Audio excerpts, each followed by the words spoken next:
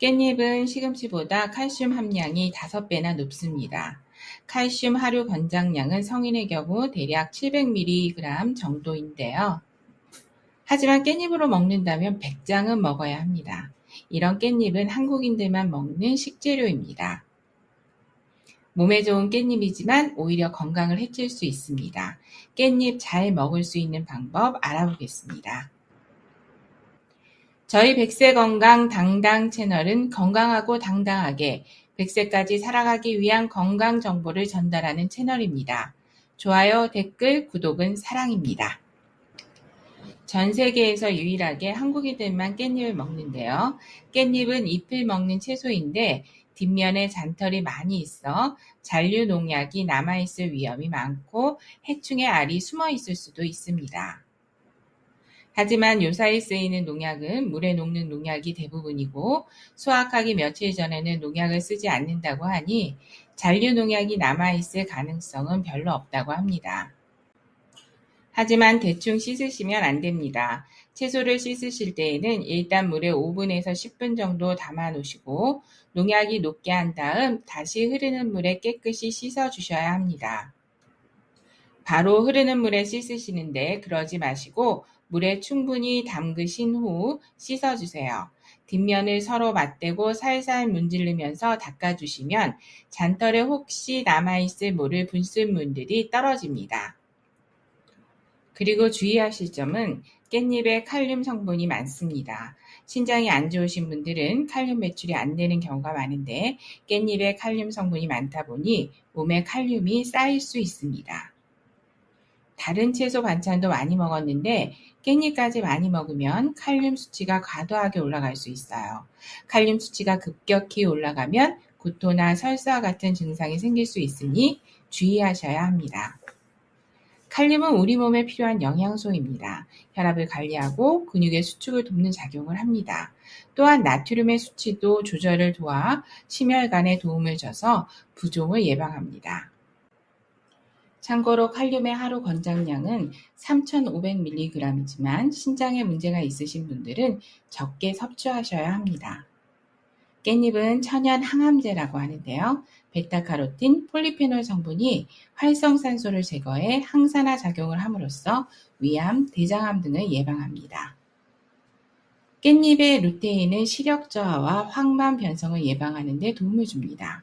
그리고 베타카로틴 성분은 백내장, 안구 건조증을 예방하는 데도 도움을 줍니다. 깻잎의 칼슘은 뼈를 튼튼히 하고 성장기 어린이의 발육을 돕고 성인의 골격을 강화하는 데 도움을 줍니다. 깻잎의 비타민 K, 철분 등 각종 미네랄은 골밀도를 강화해 뼈 관련 질환도 예방합니다.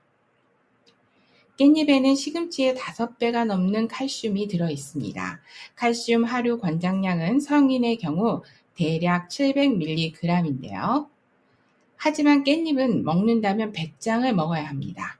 그리고 100장을 먹는다고 해서 칼슘이 다 흡수되는 것은 아닙니다.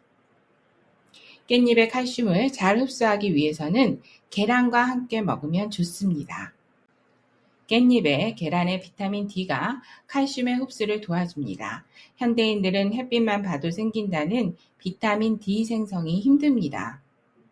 자외선 차단을 하기 위해 선크림도 많이 바르고 햇빛에 피부 노출을 막기 위해 모자도 많이 쓰고 햇빛이 많은 날은 잘 돌아다니지도 않습니다. 그래서 음식으로 섭취하는데 계란이 좋습니다. 계란과 깻잎을 같이 먹으면 칼슘 흡수에 아주 좋을 뿐만 아니라 계란 비린내를 싫어하시는 분들도 깻잎 향으로 인해 잘 먹을 수 있습니다. 뼈 건강에 도움이 되는 칼슘 섭취를 위해 깻잎과 계란을 같이 먹으면 골다공증 예방에도 아주 좋습니다. 계란말이 할 때 한 장씩 넣어 계란말이 하면 색도 예쁘고 향도 좋습니다. 계란찜 하실 때 쫑쫑 다져서 거의 익을 때쯤 위에 뿌려주셔도 좋고요. 김밥 말 때 계란과 같이 넣으시고 깻잎이 김밥이 상하지 않도록 해 보관 시간을 늘려줍니다.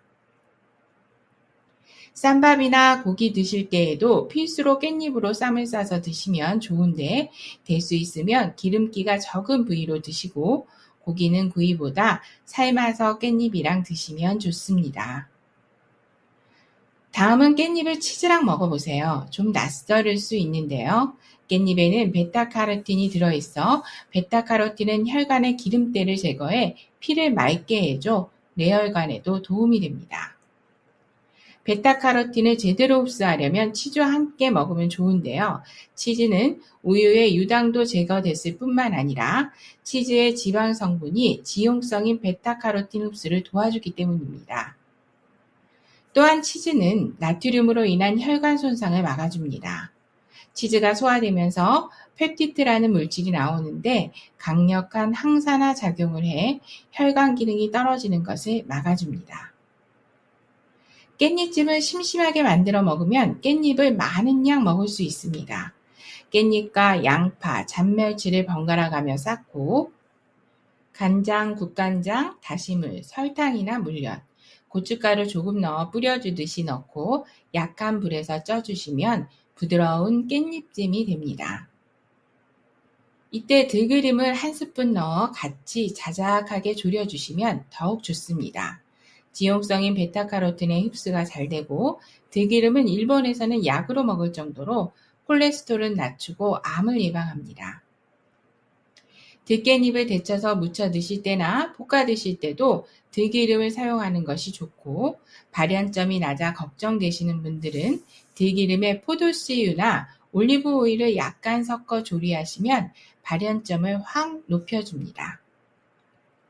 깻잎의 향은 로즈마리산인데 로즈마리라는 허브의 유효 성분으로 항산화 성분으로 염증을 없애주고 뇌세포를 활성화해 도움을 줘 기억력 감퇴, 치매 예방에 매우 효과적입니다. 심심하게 깻잎찜 하셔서 밥 반찬으로 많이 드시면 좋겠습니다. 주의하실 점 다시 한번 확인할까요? 깻잎은 물에 10분 이상 담가 두셨다가 씻어야 잔류 농약 걱정이 없고 신장이 안 좋으신 분들은 적게 드셔야 합니다. 건강에 좋은 깻잎 다양하게 조리해서 드시면 질리지 않고 먹을 수 있어서 좋겠죠. 깻잎말이, 깻잎튀김, 깻잎전, 깻잎나물, 깻잎쌈, 깻잎 두부나물 등 깻잎을 활용한 다양한 레시피 댓글에 공유해 주시면 좋을 것 같네요. 저희 백세건강 당당 채널은 여러분을 응원합니다. 100세까지 당당하고 건강하게 살아가는 좋은 건강 정보를 전해드리도록 하겠습니다. 좋아요, 댓글, 구독, 알림 설정까지 사랑입니다. 건강하세요.